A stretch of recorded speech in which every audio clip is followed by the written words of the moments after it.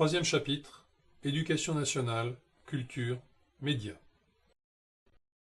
Un peuple sans mémoire de ses œuvres est sans avenir. Hannah Arendt à nouveau, c'est justement pour préserver ce qui est neuf et révolutionnaire dans chaque enfant que l'éducation doit être conservatrice. Éducation nationale. L'éducation est l'affaire de la famille, l'instruction est elle seule, celle de l'école. Refonte totale de l'institution sur tous les plans, remise en selle de l'enseignement des connaissances, notamment de la langue française, de l'histoire de notre pays, de sa culture et de ses origines gréco-latines, selon des principes pédagogiques éprouvés de longue date, fin donc du pédagogisme et départ de ces turiféraires criminels, liquidation du corps des inspecteurs.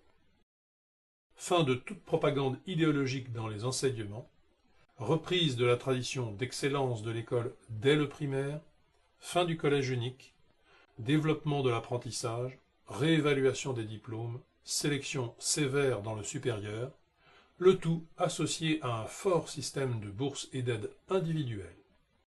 Fin, pour finir, de la cogestion avec les syndicats. Culture. Fin du tout culturel et de la rebellitude subventionnaire, renouveau du grand style faisant époque dans la commande publique, articulation exigeante entre accès pour tous et préservation du caractère singulier des œuvres, grande politique patrimoniale, limitation drastique de l'expression publicitaire dans tous les domaines, obligation de respect des formes et des rôles dans la vie publique, défense et illustration de la langue française, création des conditions pour la reconquête de son excellence. Médias. Les budgets des télévisions et radios publiques seront révisés en fonction d'une reconcentration des moyens. Une chaîne publique de télévision et de radio exclusivement réservée à la culture authentique sera créée. Il sera mis un terme aux abus de positions politiques dominantes. La neutralité des journalistes sera exigée et le respect en tout point du débat réellement contradictoire. Tout manquement manifeste à la déontologie sera sévèrement puni. Remaniement du CSA afin de représenter un large éventail des courants d'idées sur tous les plans. Suppression des aides à la presse écrite.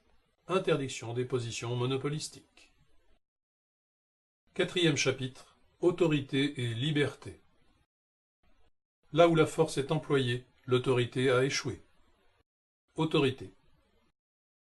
Rétablissement sur tous les plans du principe d'autorité et de responsabilité dans tous les secteurs, notamment le secteur public. Affirmation des rôles publics et des conventions sociales, dont la politesse est l'aboutissement. Confinement à la sphère strictement privée du laisser-aller soi-mémiste. Liberté. Liberté d'opinion, de pensée, de parole, d'expression, de critique. Fin des prérogatives d'associations dénonciatrices et accusatrices. Fin des censures et oppressions. Fin des lois mémorielles et liberticides. Sanctuarisation de la liberté du citoyen face à l'État et à l'envahissement technico-numérique. Rupture avec la logique du tout ce qui n'est pas interdit est obligatoire.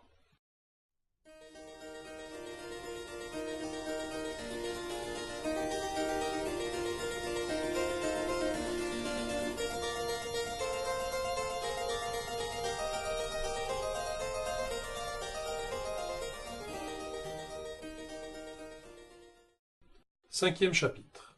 Justice, ordre et sécurité. Émile de Girardin. Aimer la liberté, c'est aimer l'ordre, qui en est à la fois la conséquence et la garantie. Justice. Désidéologisation complète de l'institution judiciaire. Suppression des syndicats de magistrats. Réforme complète de l'École nationale de la magistrature. Coup d'arrêt à la régression politique vers un gouvernement des juges.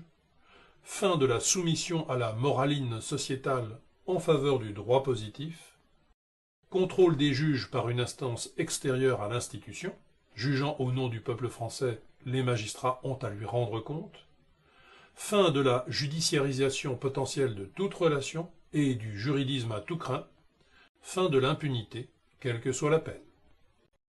Ordre et sécurité, rétablir l'ordre républicain partout, adapter les moyens et réponses policières et judiciaires à la réalité de la situation, constitution d'une garde nationale citoyenne complémentaire à l'armée pour la sécurité intérieure, redonner aux citoyens le droit et la possibilité d'assumer la défense de ses proches et de ses biens chaque fois que l'État n'y pourvoit pas, présomption de légitime défense, réaffecter les forces de l'ordre aux territoires de non-droit qui échappent aux lois de la République et libérer les citoyens qui les respectent de leurs ailes compensatoires. Sixième chapitre. Économie, sociale, fiscale et administration. L'homme est une création du désir et non du besoin. Fin simultanée de tous les privilèges et de toutes les situations d'exception, quels qu'en soient les bénéficiaires, dans le cadre d'une refondation sociale au titre de l'égalité, de la solidarité et de la dynamique collective. Libéralisation économique dans un cadre local et national, défense de ce dernier, et blocage de toute extension sans limite du domaine de l'économisme. Administration, remise à plat générale de la fonction publique et territoriale, simplification, modernisation, optimisation, dégraissage de toutes les structures vaines et coûteuses, réduction du nombre pléthorique de fonctionnaires, réforme de l'ENA et des parcours menant à la fonction publique, renforcement des contrôles de l'usage de l'argent public à tous les niveaux, simplification et remise à plat radicale de toutes les réglementations. Économie sociale, fiscale. S'agissant des impôts, participation de tous, si modeste soit-elle, et remise à plat générale avec une flat tax, comme l'on dit, légèrement modulée. Fin des subventions publiques et avantages accordés aux associations à vocation humanitaire, sociale, sociétale, culturelle, cultuelle. Lutte contre le travail illégal et ses filières, rééquilibrage et simplification du Code du travail, réforme de l'indemnisation du chômage, alignement des régimes de retraite particuliers ou spéciaux sur le régime général, financement public des syndicats ramenés en deçà des montants de leurs cotisations et conditions de leur représentativité refondue, lutte sévère contre toutes les fraudes aux droits sociaux, protectionnisme stratégique et localisme, régénérer le tissu des entreprises en partant du local et en se projetant vers la révolution industrielle en cours, la révolution numérique. Septième chapitre. Écologie, tradition et famille. Jean-Pierre Dupuy. Lorsque la finitude de la condition humaine est perçue comme aliénation et non comme source de sens, on perd quelque chose d'infiniment précieux en échange de la poursuite d'un rêve puéril. Écologie. Défense des paysages qui constituent, au même titre que les monuments et les œuvres, le bien commun du peuple français, contre la démesure du tout-béton et la tyrannie du sujet tout-puissant. Remise à l'honneur de la limite et des bornes, en toute chose, de la mesure civilisatrice, des frontières, des genres, des catégories, contre les divagations modernantes. Promotion et renouveau du savoir-vivre, de la politesse et de la bonne éducation dans la vie en société et vis-à-vis du monde partagé. Tradition et famille. Le progrès et l'innovation ne supposent ni ne nécessitent l'abandon ou le sacrifice de l'héritage des siècles passés, tout au contraire. Revivification par la culture, et non le tourisme, du trésor des traditions populaires, nationales et régionales, qui sont l'expression de la continuité du peuple français, son écosystème.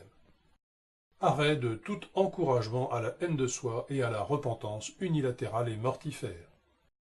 Relance d'une politique de la famille et abandon de toutes les réformes dites sociétales visant à transformer artificiellement pour les ruiner le socle et les cadres de la vie civilisée.